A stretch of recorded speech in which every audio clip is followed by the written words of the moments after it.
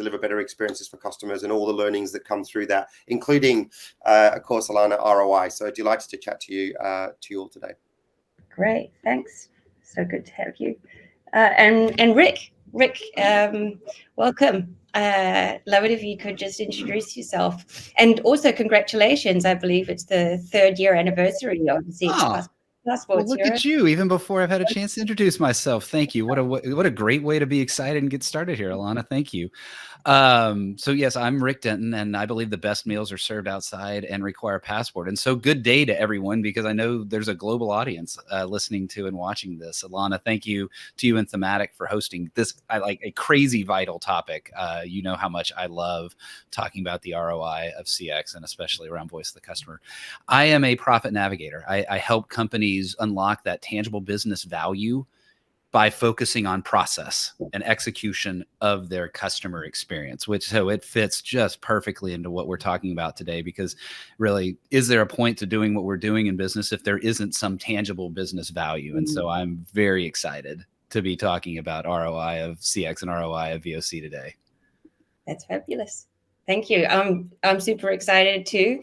And I'm going to get straight in with a couple of questions, because really the key focus of this series, this is the 3rd in our series, the focus of the series is about getting answers to some of the burning questions. And as you mentioned, getting ROI on these, what are often called expensive VOC programs, is really something that people are very focused on. How can we do more with less, and how can we get more value?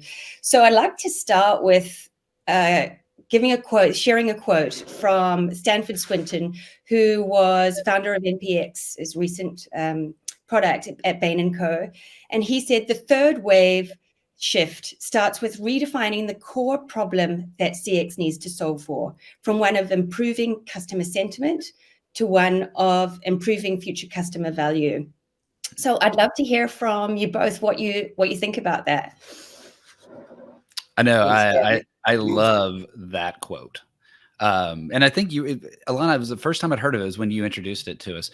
And it's that idea of moving beyond, I'll say it perhaps a little less eloquently as it was said there, but moving beyond focusing on how do we improve those customer numbers? How do we improve CSAT? How do we improve NPS? Those aren't bad numbers. I'm not here to disparage those, but that's not the goal. That's not tangible business value. We're here to improve the outcomes. We're here to improve the tangible business value. We're here to create some result that matters to the customer in such a way that the customer either spends more, or matters to the company in such a way that we do things more efficiently.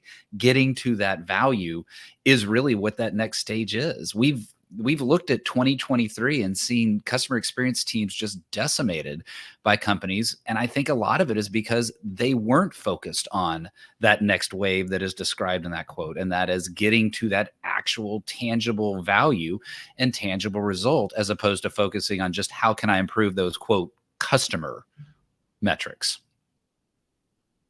Yeah, I would add to that. It's interesting, Rick, that you said business value in there as well, which is quite interesting. And I think this is the issue that we're facing in the when we look at the context of the subject, is those two can be quite opposing things sometimes. So the quote is about customer value. So by default, I think sometimes internally that's interpreted as a lot of work the company has to do to deliver value for a customer that may not actually realize outcomes in terms of business value and therefore profit quickly. And so touching on what you just said there, Rick, I think the challenge there is, I think it's a fantastic statement, but to deliver that is actually quite difficult. And it needs careful interpretation in the organization to do what you just said, Rick, which is to how do we, and I think our job as CX leaders is to absolutely deliver customer value, but what really is that? And for me, that's actually making things easier for your customers, whether it's policy, process, procedures, how they do things, how they interact with you, making things easier.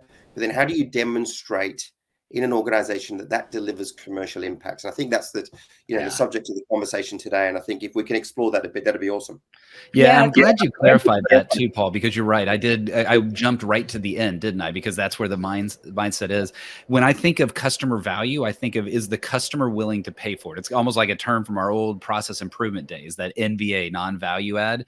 If the customer isn't willing to pay for something, then is it something a company should be doing? A customer might pay for more efficiency. A company or customer might pay for greater service or something that it looks like. So if there's customer value, in theory, I was about to say by definition, but at least in theory, that will then result in business value. I skipped ahead. You were right. My brain just goes there. Well, I just, from there, we're talking about future customer values. We're talking about the customer, and where does the voice of the customer come into this? And how do we define the voice of the customer as it comes to adding value? I'm happy to answer that if you want. In terms of my perspective, I think voice of customer is probably one of the most critical ways and tools we've got in a business to drive the very brand value that I think, Rick, you were alluding to. I mean, brand value is business value. The value of your brand today, both in terms of financials, and there are companies around the world that measure your brand value, is an integral part of, delivering customer value. Your brand will be respected and appreciated, leveraged and repeatedly used if you add value. So I would add that as an absolute measure of ROI. Tangibly delivers numbers in terms of retention and so forth. And so I think that is a really, really important criteria of voice of customer is the toolkit that you have available to you to drive brand value in the organization. The bigger challenge with that is, how do you culturally adopt it in the organization so that it becomes something that everyone wants to leverage? I think, we touched on this in the pre-conversations, is if it only sits in CX, it's not going to help. You can't fix everything in a customer experience team. And more often that's a central team that has no power of execution, no power of budget.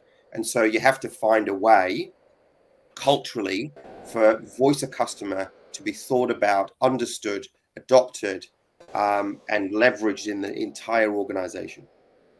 I'm so I for those that were looking on screen, probably saw my smile just getting bigger and bigger and bigger as Paul was talking, because I could not agree with you more. And a lot of what you're describing almost goes back to what Ilana was asking at that first. What is voice of the customer? And so many people, kind of the conventional wisdom, when they hear voice of the customer, they think survey. And while surveys are a component of the voice of the customer, we're customers. Do we speak to or about brands only in surveys? No, we don't. We speak to and about brands and how we contact them, email, chat, contact, voice, all that, how we talk to our friends about those brands, how we talk about brands on social media. There are so many ways to listen to this thing that we label voice of the customer that too many people hear the word survey.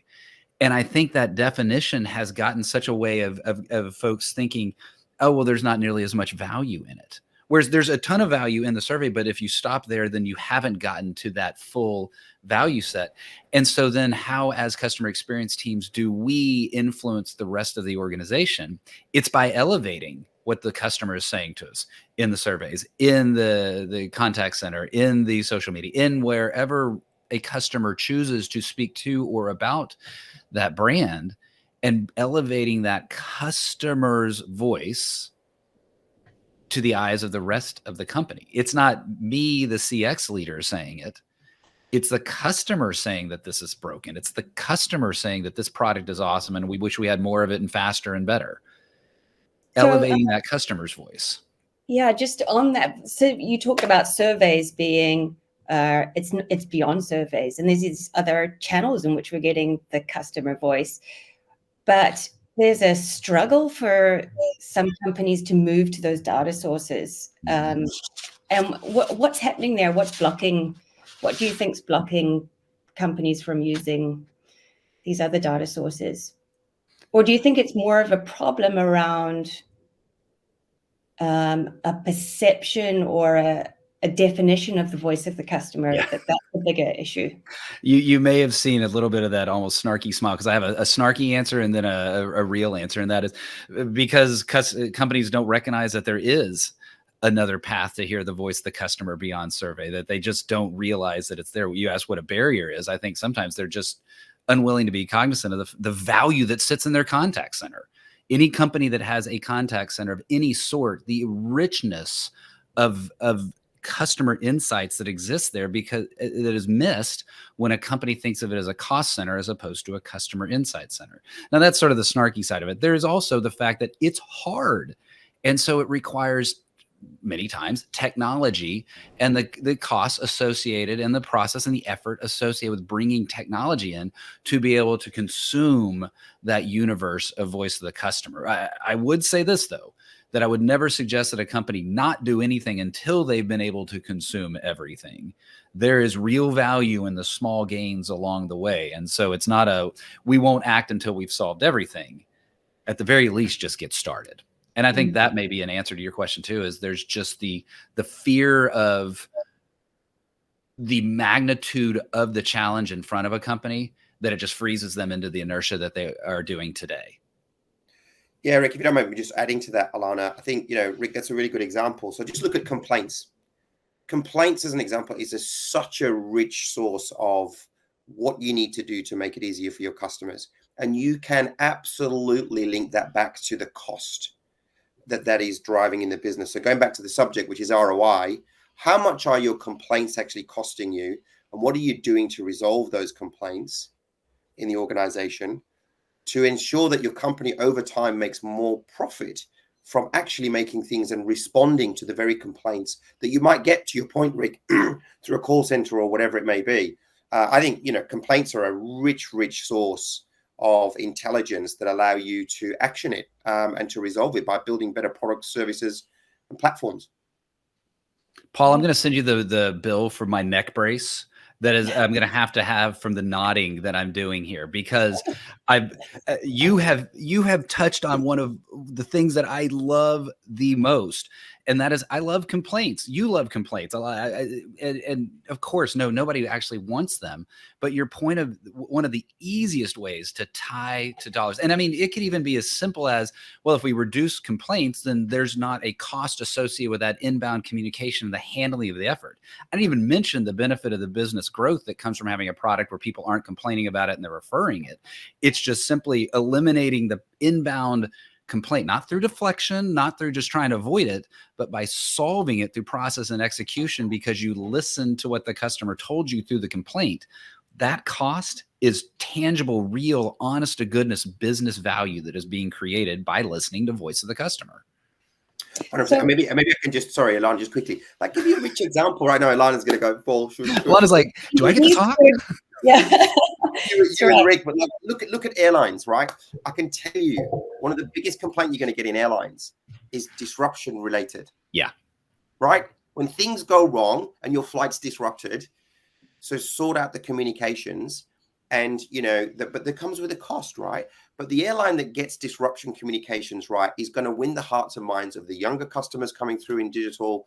You're going to win more market share, and you're going to be able to retain more customers. And you can put that into a business case without a shadow of a doubt. Sorry, Alana.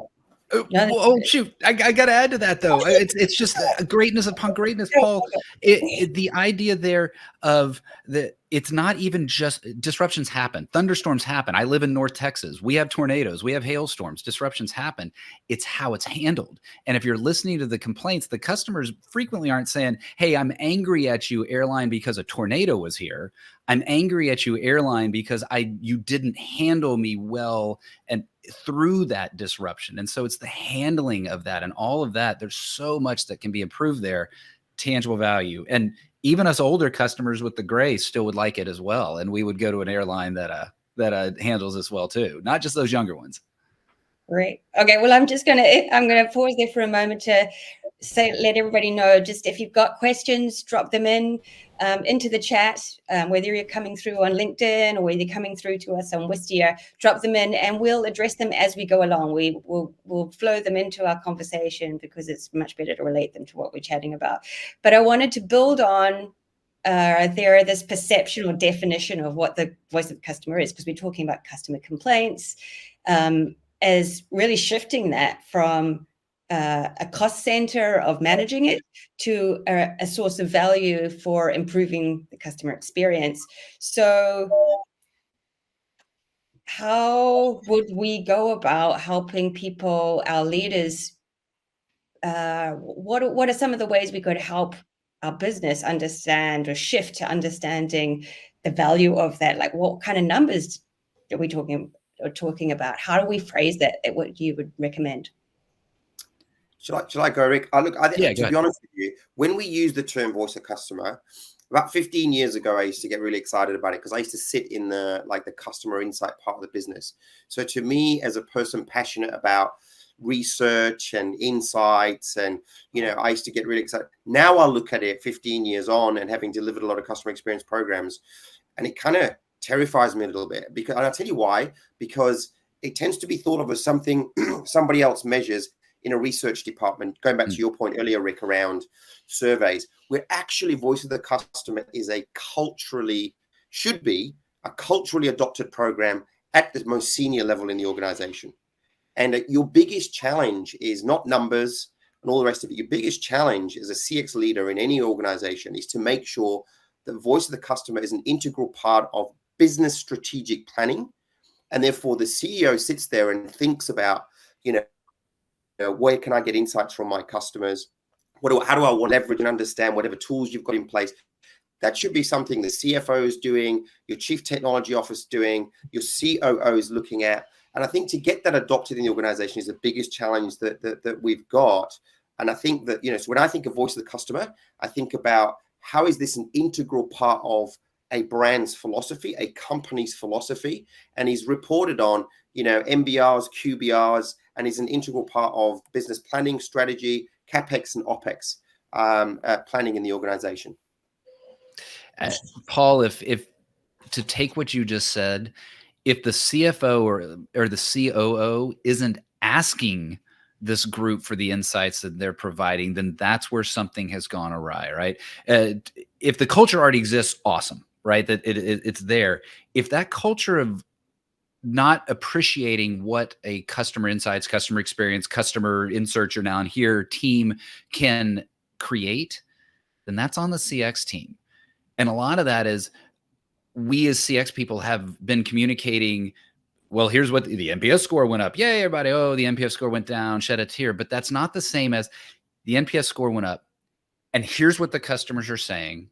And here's the actions that we can do. And if you make this improvement, we expect this business change. Every COO, when presented with that kind of information, should be just clamoring for it. You mean, wait, you just told me exactly which initiative I can do to get 30% more efficient? A chief revenue officer can go, wait, you just told me how to reduce my cancel rate by 5% if I do this? Those are the kind of things that can help establish that culture, taking us towards that result. I think just as we've been guilty. We saw a reckoning in the 2023 with all the customer experience teams. We've been guilty in focusing on kind of customer numbers when really we need to be focused on what does this do for the business through those customer numbers. Great. That's a great point, Rick. Yeah, so I was going to say, I think it's a really important point you touch on there, which is where what I was seeing when you were talking there, Rick, was let's say what it is. As a customer experience leader, you have to be commercial, right? You can't just be chasing NPS numbers. Yeah. Because NPS does not, it takes a long time to build NPS, by the way, and to get it up, years sometimes.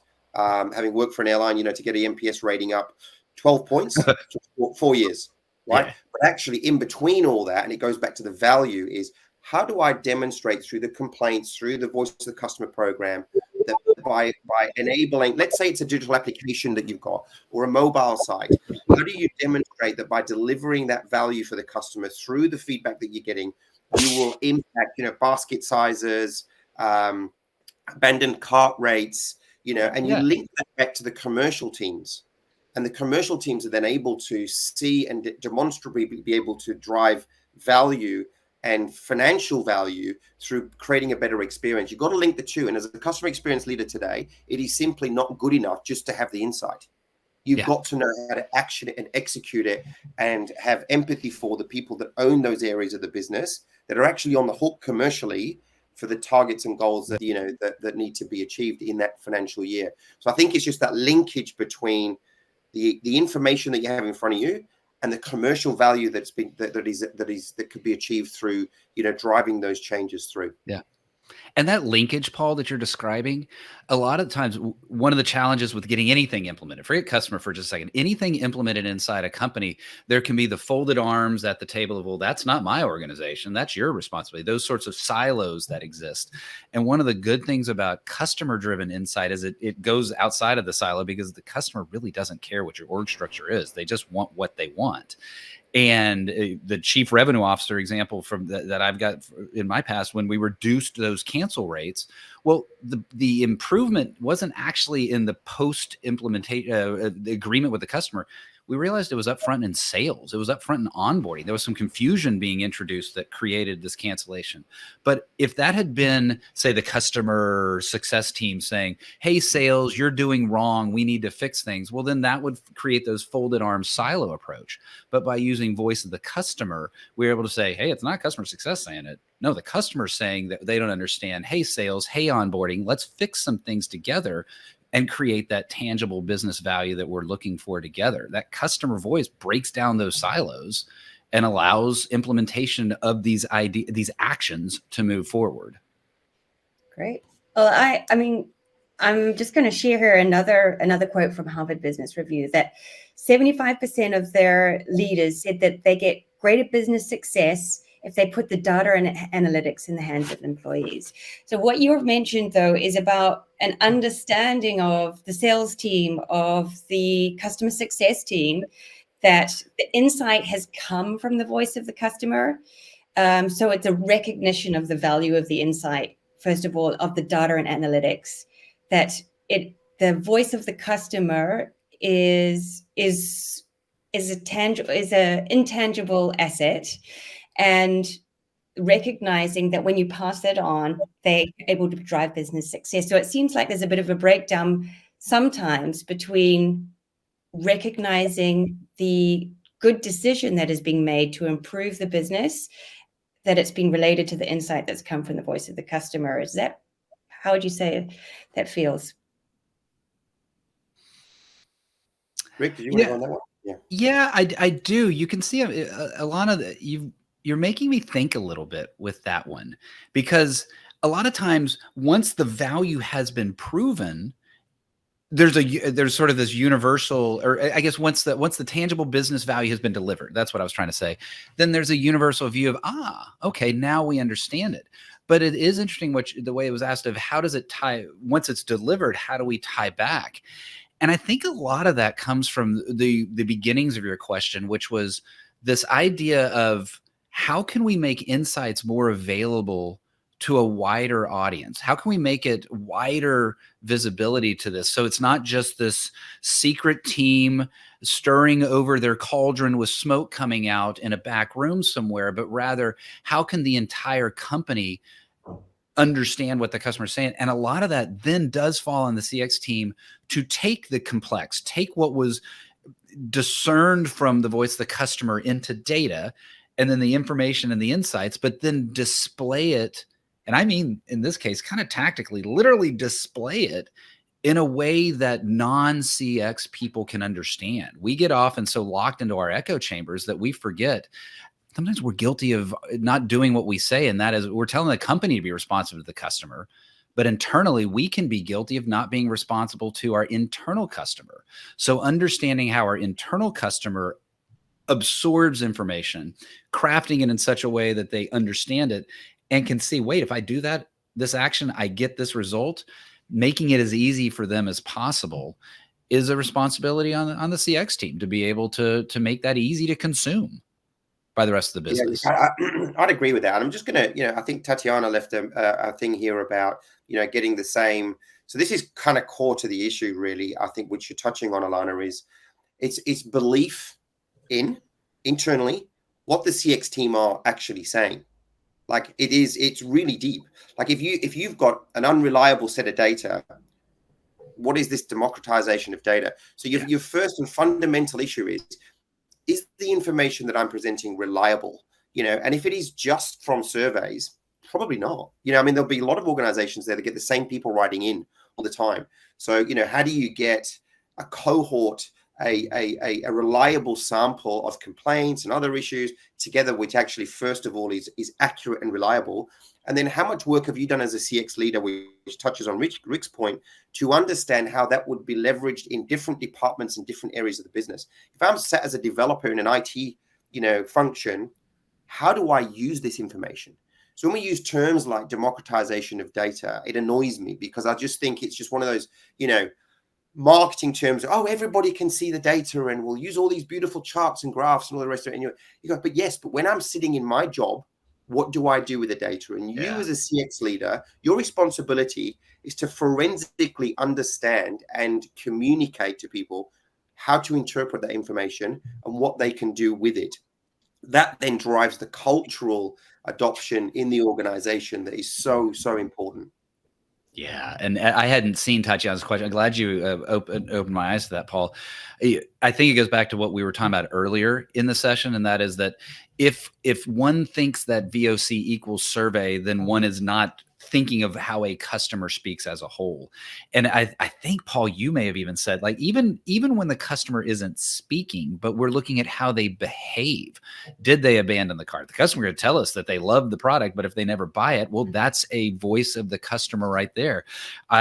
Katie Miller, who is the head of fan experience for the Orlando Magic, which is an NBA team here in the US, had an experience like that where customers were telling her left and right on the surveys, they want more salads, they want more salads, they want more healthier options on the menu. So what do? They go put that into their concession stands. Yeah, guess what customer behavior showed when it was still in the stadium? Plenty of beer, plenty of chicken tenders, plenty of nachos, hardly any salads bought. The customer just wanted the perception of health there as opposed to the actual health. So looking at even what the customer doesn't say, but how they behave is a vital piece of voice of the customer. Mm-hmm. So it sounds like there were also, this is an element of robustness of data, triangulating data as well. So one of the things that we talked about earlier before we came on, we had a bit of a backstage chat, is maybe helping our senior execs define what we want to do with the data up front. That is part of this democratization of data, the sharing data that we go to the senior leaders and propose what we can do with the data and define the outcomes of that. I wondered if you had any experiences that you could share on that. Yeah, I'd happily share a number of them. I mean, a good example again, but I think it takes that commercial discipline for CX leaders or VOC leaders, whatever you want to call it, to connect back to business strategy. So if you understand what's important to the board of a company, which is, by the way, published in an annual report, you'll soon know what the subjects that the CEO is also mindful of, and that'll differ by industry. But as an example, when I was working at Airbnb, the cost of the calls that coming in from hosts and guests is an issue. You've got a fast-growing business with millions of calls coming in from hosts and guests. So in order to really get to the bottom of that, well, what were they calling about? And what are the top 14 or 15 or 20 or 10 issues? And then you have to take that. So that's fine, right? As a CX leader, okay, well, I now know the 15 issues. Now, how do you get excitement and enthusiasm from the people that can solve those issues? In a tech business, that's often the product teams.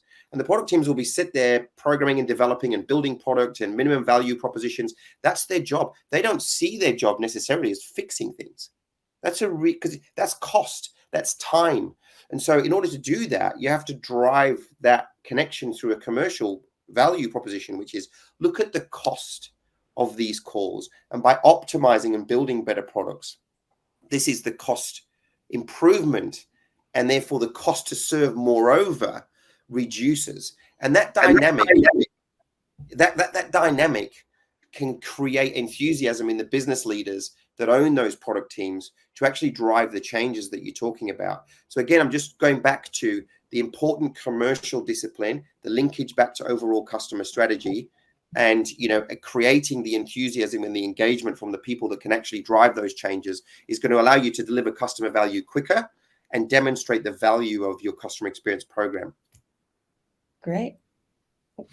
Well, Rick, I want to leave you for one of the last parting comments, because we're coming towards the end. So you know what? Since we've come to the end, let me not add anything particularly. I just want to re-emphasize something that Paul, you said that I think is particularly insightful. It actually reminds me of something that Michelle Brigman, if you go follow her on LinkedIn, lots of customer experience insight and experience from her as well. But it's the idea of that CX teams shouldn't be order takers, in the sense of, hey, go find me this report, go find this research, go do this. Instead, a CX team should be the one that's looking at the corporate strategy report, or all of those things, Paul, that you were describing, the annual report. What is the company focused on? And then figure out how we can use customer experience to improve upon those things that are focused. And that approach that you were describing of starting there with the corporate objectives, not the customer objectives, the corporate objectives, and then understanding what we can learn from our customer to improve those corporate objectives. That's how you extract tangible business value from voice of the customer. Fabulous. What a great way to wrap up, Rick. And Paul, Flip, it's always so wonderful to chat with you both. And we just always run out of time because we've got so much juicy, wonderful. We need longer, Alana, especially when you get picking up. We always need longer. And then fans get an encore. Come on, the lighters are out. We're stamping our feet. Let's go. Yeah, it's hard to nab both your times. I'm really grateful for your time. Both of these, Rick and Paul, are very busy. The CX advisors in their capacity. So thank you very much for joining us. If you have any follow-up questions, please do drop them in. We'll absolutely follow up. And we look forward to having a discussion again in the future. Thanks so much. This was awesome. Thanks, folks.